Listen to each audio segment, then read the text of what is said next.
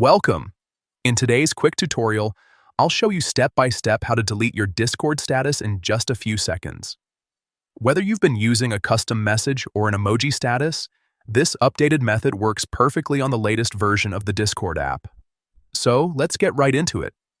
First, open the Discord app on your phone. Make sure you're logged into your account and you're on the home screen where you can see your servers and friends list. It doesn't matter if you're using Android or iPhone, the steps are exactly the same. Next, head down to the bottom right corner of your screen and tap on your profile picture. This will open your user settings page where you can manage your profile, status, and other account details. Once that's open, look right under your username.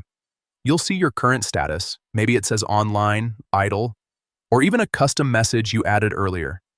Tap directly on that status area to open the status settings. Now, if you've written a custom status before, you'll see it displayed there. All you need to do is delete the text or emoji that you previously set. Simply clear it all out so the field is blank. After that, hit the Save or Confirm button, depending on your device, to apply the changes. And that's it, your Discord status is now completely removed.